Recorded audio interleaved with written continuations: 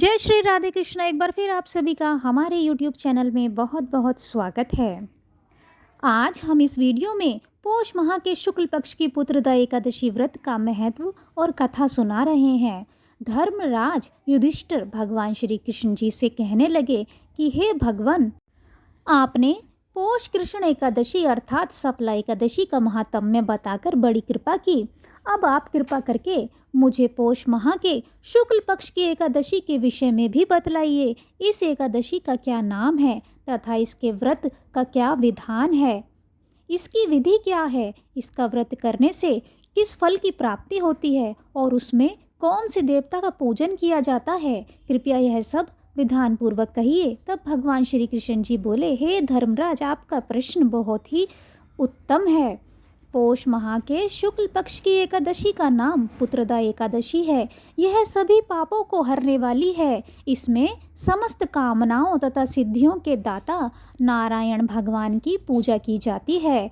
इस समस्त संसार में पुत्रदा एकादशी के समान दूसरा कोई व्रत नहीं है। पुत्रदा एकादशी के पुण्य से मनुष्य तपस्वी, विद्वान और लक्ष्मीवान होता है। पुत्रदा का अर्थ है पुत्र देने वाली, अर्थात यह व्रत निसंतान लोगों को संतान प्रदान करने वाला है। पुत्रदा एकादशी का व्रत करने वाले मनुष्य को सुबह उठकर स्नान करना चाहिए। अगर आप संतान प्राप्ति के लिए यह व्रत कर रहे हैं तो पति पत्नी दोनों को यह व्रत करना चाहिए। स्नान के पश्चात पूरे विधि विधान से श्री नारायण हरि विष्णु भगवान की पूजा करें। यदि आप चाहें तो आप मंदिर में जाकर भगवान विष्णु जी की पूजा करें और प्रसाद चढ़ाएं। उसके पश्चात पूरी श्रद्धा भाव से पुत्रदा एकादशी की कथा सुने और फिर भगवान विष्णु जी की आरती करें। पुत्रदा एकादशी के व्रत में रात्रि जागरण का विशेष महत्व है। हे राजन, अब मैं आपको पुत्रदा एकादशी की कथा कहता हूँ, सो तुम ध्यानपूर्वक सुनो। बहुत समय पहले भद्रावती नामक नगरी में सुकेतुमान नाम का एक राजा राज्य करता था। उसकी पत्नी का नाम शैव्या था। राजा के पास धन, वैभव, हाथी, घोड़े, राज्य, मंत्री आदि किसी भी प्रकार की कोई कमी नहीं थी।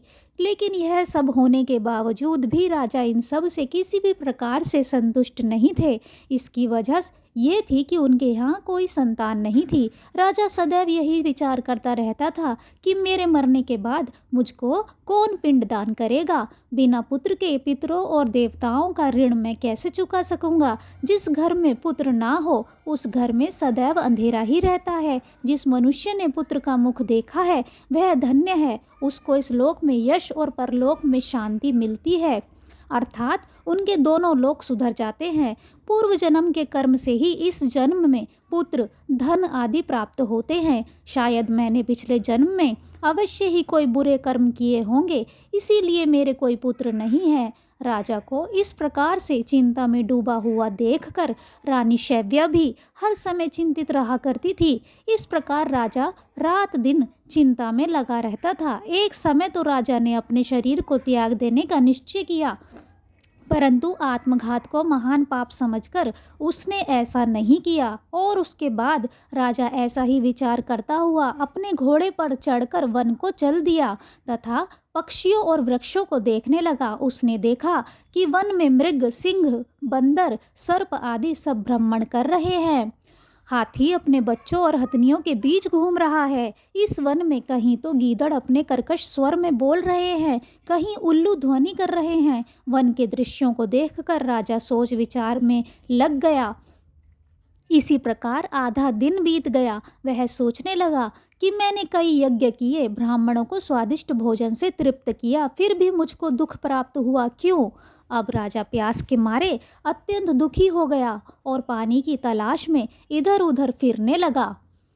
थोड़ी दूरी पर राजा ने एक सरोवर देखा। उस सरोवर में कमल खिले थे तथा सारस, हंस, मगरमच्छ आदि विहार कर रहे थे। उस सरोवर के चारों तरफ मुनियों के आश्रम बने हुए थे।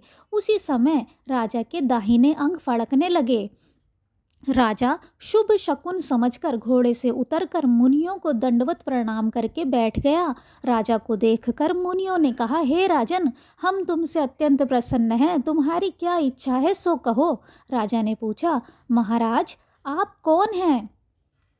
और किस लिए यहाँ आए हैं, कृपया करके बताइए। मुनि कहने लगे कि हे राजन, आज संतान देने वाली पुत्रदा एकादशी है। हम लोग विश्वदेव हैं और इस सरोवर में स्नान करने के लिए आए हैं। यह सुनकर राजा कहने लगा कि महाराज, मेरे भी कोई संतान नहीं है। यदि आप मुझ पर प्रसन्न हैं तो एक पुत्र का वरदान दीजिए।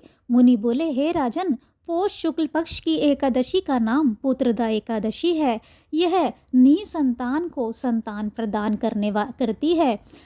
आप अवश्य ही पुत्रदा एकादशी का व्रत करें। भगवान की कृपा से अवश्य ही आपके घर में पुत्र होगा। मुनि के वचनों को सुनकर राजा को संतोष हुआ और उसने महल में जाकर रानी शैव्या को पूरी बात बताई। और पुत्रदा एकादशी के दिन राजा और रानी दोनों ने पुत्र प्राप्ति की इच्छा से पूरे विधि विधान से पुत्रदा एकादशी का व्रत किया और द्वादशी को उसका पारण किया। और इसके पश्चात राजा ने मुनियों को प्रणाम किया। कुछ समय बीतने के बाद रानी शैव्या ने गर्भ धारण किया और 9 महीने के पश्चात उनके यहाँ एक अति तेजस्वी पुत्र हुआ। वह राजकुमार अत्यंत शूरवीर, यशस्वी और प्रजापालक हुआ। अब श्री कृष्ण जी बोले, हे राजन, पुत्र की प्राप्ति के लिए पुत्रदा एकादशी का व्रत सर्वोत्तम है। जो मनुष्य पुत्रदा एकादशी के महात्म्य को पढ़ता या सुनता है, वह सांसारिक सुखों को भोग कर अंत में उसे स्वर्ग की प्राप्ति होती है। तो इस प्रकार से यहाँ पुत्रदा एकादशी की व्रत कथा पूर्ण हुई। बोलिए श्री नारायण हरि विष्णु भगवान की जय। यदि आप हमारे चैनल पर नए हैं तो चैनल को सब्सक्राइब कर लीजिए, साथ ही बेल आइकन को प्रेस कर दीजिए, जिससे हमारी आने वाली सभी नई वीडियोस की जानकारी आपको सबसे पहले मिले। Thank you for watching.